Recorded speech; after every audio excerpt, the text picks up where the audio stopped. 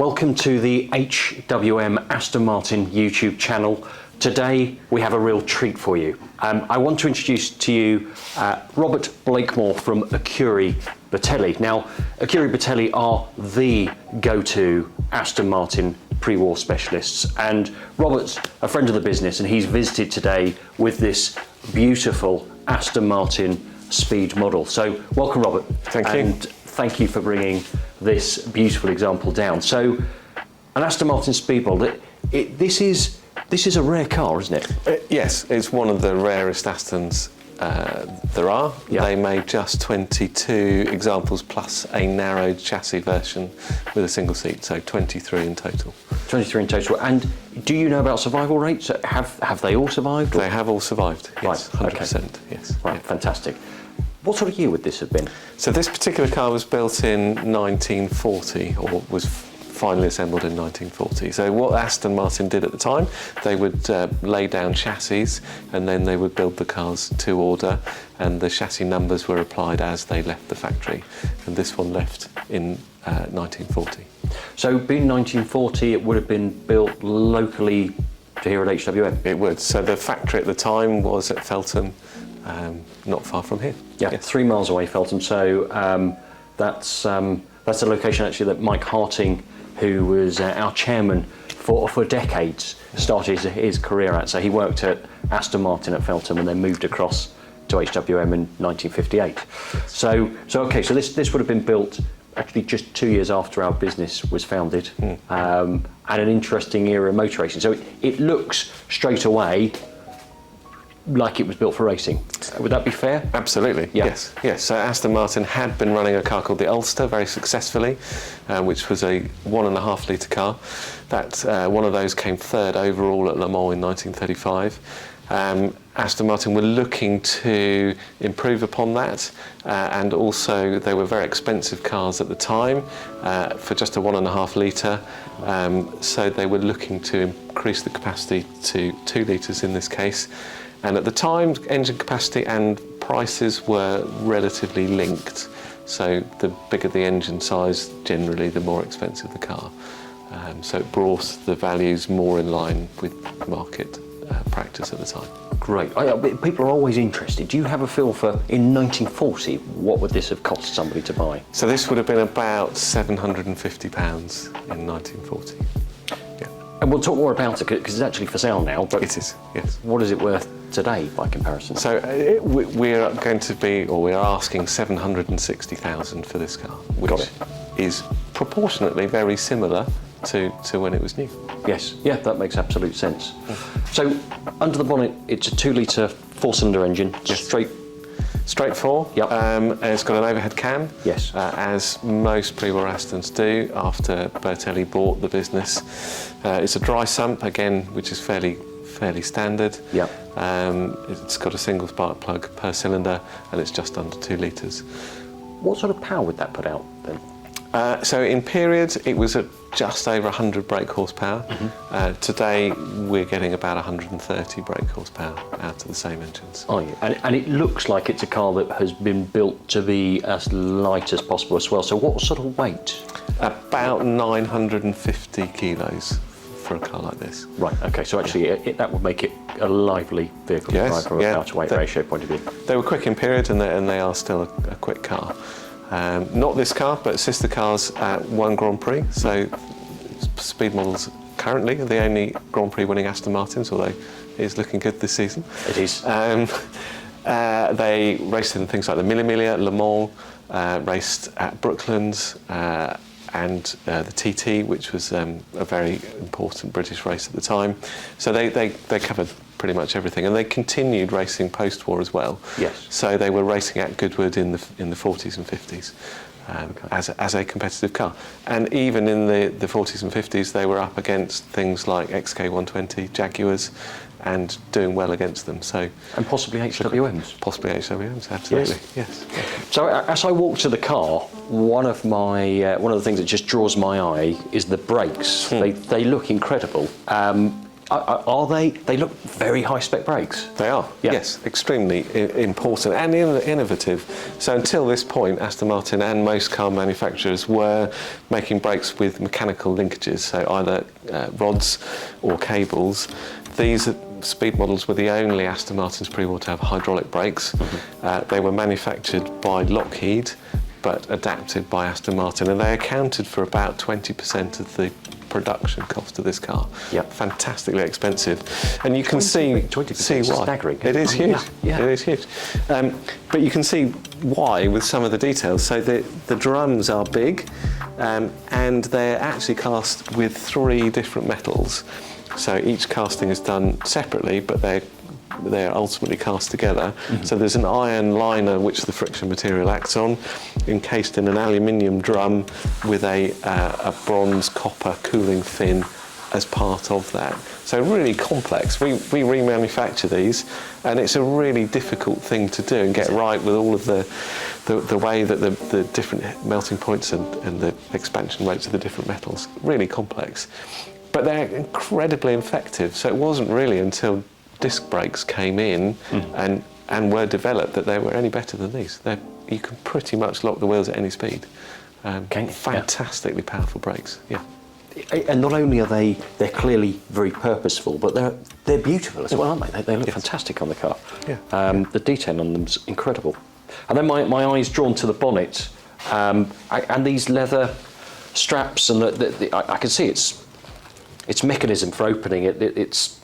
That doesn't look conventional. That's kind of a quick release, is it? It is a quick release. So again, Aston Martin still and then had their roots in motorsport, and they were the first company to pay attention to the time a pit stop took. And that goes right back to when they were racing at Brooklands, and they practiced pit stops back at the factory to bring the time down for their record-breaking attempts, and that carried on through the history.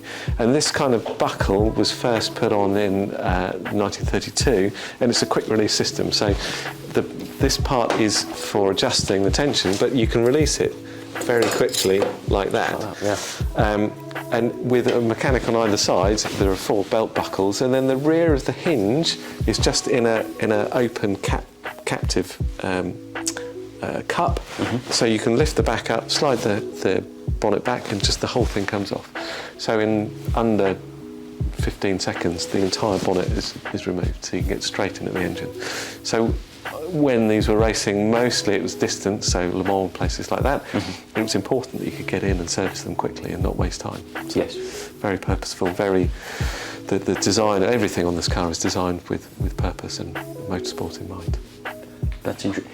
Would the typical buyer be buying something like this literally to go straight to track to compete in it, or do you understand that was it a mix of some people were buying these cars as just a performance road car? What's your feel? So, in fact, despite the fact they only built 23 of these, there were an astonishing 5 or 6 different body styles you could have on the car. And in fact, this car left the factory with a different body that it has now. It had what was called a Type C body, which was an Art Deco, swoopy, aerodynamic teardrop type body. So although a couple of those Type Cs did race, predominantly they were touring cars. They were A to B, and there's some fabulous period articles about how lovely they are just to drive on the road, and they are fantastic. So some of them, or a lot of them, did race, but not all by any means. Yes. And this particular example didn't race in period. It has been raced subsequently, but it has no period competition history. So I guess this is nevertheless, it goes hand in hand with Grand Touring, that if you're building a car for long distance GT racing, that inevitably you're also building a car that is great long distance on the roads as well. Absolutely. So it has everything you'd want that was is useful for racing. And you have to remember there were no race transporters at the time, so all of the competition cars were driven to and from the events, and then driven on Mille Miglia Le Mans. So they had to be comfortable and enjoyable to drive over very long distances. Otherwise, the drivers wouldn't be able to perform very well. Another sister car to this was raced post-war in the Spa 24 Hours by a character called Jock Horsfall, who had a co-driver but didn't use him. So he did the entire 24 hours solo and came, I think it was something like 5th or 6th overall. So they're quick and they're competition cars, but they are comfortable and they are reliable and make very good rally and GT cars today. Yes. Right, so moving to the interior, Robert, this looks like a very special place to be. Straight away, the Jaeger dials catch my eye, which are beautifully jewel-like. But I'm also seeing a mix of materials here, so I can see wood, perhaps a mix of metals, alloys. Yeah, so it's a wooden body frame skinned in aluminium, which helps to keep it light, and the gearbox, bell housings and a lot of the other castings are actually something called Electron, which is a magnesium alloy, which at the time was pretty state-of-the-art and still used in cars for a long time afterwards, sort of probably an equivalent of titanium in its day. Very lightweight and still, I mean, this is the original gearbox. So right, wow. So they're very robust then? Robust, yeah, but extremely light. And you can really feel it when you pick up an aluminium and an electron casting. You can feel the weight difference. It's quite striking. Got it. And then pedals, this is post-central throttle, is it? So it's like conventional clutch, brake, throttle. So all the 2 litres were fitted with what we call conventional pedals. Yeah. So prior to that, the throttle was in the centre and the brake was on the right to help gear changing. It's got a crash gearbox, so you have to heel and toe to match the revs. Yes. Only on the downshifts, on the upshifts, as long as you change at a sensible speed, you just change gear. Got it. Yes. And I can see there's a choice of screens as well, so it looks like you've got sort of race aero screen and then a touring screen, is that how it would be described? Exactly right. So you can take the aero screens off and they actually clip onto the side and put the screen up, so it gives you a bit of wraparound protection. Yeah. Some of them had hoods. It was a requirement at Le Mans that you had a hood, and so you had quite often they're sort of sticks and bits of canvas, but you had to have the box. Exactly, yes. Leather seats, bucket seats. Yeah, they really are bucket, aren't they? Yeah. So these are, like I say, quick cars. I raced a sister car at Le Mans Classic last year, and we were going through the Porsche curves at 85 miles an hour. So you do actually generate some fairly significant lateral forces going through the corners. And is this an era where, particularly when you're racing, that you tend to have some rotation and move the cars about? Yeah. So you try and just keep them on that point of drift through the corners, and you can really feel them. The cross-ply tyres, and you can feel that movement. It's quite easy to do. It feels very flattering, and it's very satisfying to slide the cars around the corners. But they behave beautifully. The handling is stunning. Really, really good. Beautifully balanced. Yes. Yeah. And no seat belts. No seat belts. No. Yep. Fine. So, this is pre-safety systems for cars. Yes. So there is an enhanced risk with these, but everybody to do with them understands that, and you tend to drive them as if you're on a motorbike. So you have that same mindset, and in competition, everybody's in the same position. So although racing is hard, it's very gentlemanly and understanding of each other. Got it. Yes. Yeah. So therefore, when these cars race in period, people race without belts. Correct. Yes. Got it. The theory is that if you turned one over, you wanted to be flung out. Yeah. And people survived. It wasn't. It's not what we do today, but it wasn't an entirely stupid theory. Yeah. They are survivable in crashes. So. Yes. Yeah. And maybe part of the reason wanting to be thrown out is to the next bit. So that looks like a big fuel tank. Yes. That's behind. So I can see dual fillers. Yes. Yeah. So dual fillers, but the single tank. So they both go into the same tank. Yep. And again, similar to the bonnet system, the idea was you'd take both caps off to have a sort of a big, like a milk churn, dumping the fuel in and letting the air out of the other one. Yes. That was the rationale behind it. But yeah, about a 50-60 litre fuel tank, which is good for, on a rally, something like 300 kilometres. That's 300, 400 kilometres. Yeah, they're relatively efficient. Yes. Because they're only a 2 litre engine. Fair, and relatively light. And light, yes. Got it. Yeah. One of the things that I love about pre-war cars is that they've got a patina. You're expected to use them, and people use them for.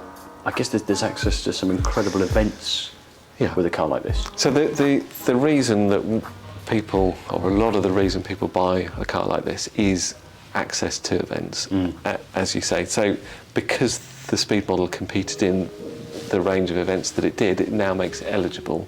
All of that model are eligible for things like the Mille, which is one of the world's most prestigious and fantastic events to go into, Le Mans, to Goodwood, places like that. So it is a real ticket into the most prestigious classic car, historic car events in the world, and also all the others as well. So you could be out in this pretty much every weekend doing something if you wanted to. Yes. And a lot of our customers do. So they rack up thousands of miles in competition every year. I think the cars that we directly supported last year covered something like 8,000 competition miles in 12 months. But I guess they're robust, they're made for it, as long as they're maintained properly. Yes.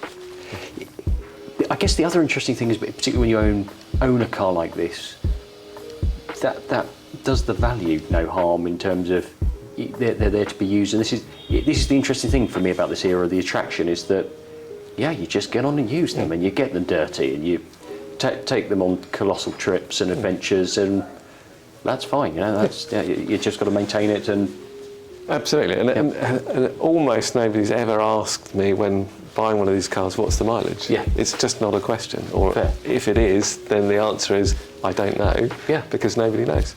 And it's not really a factor.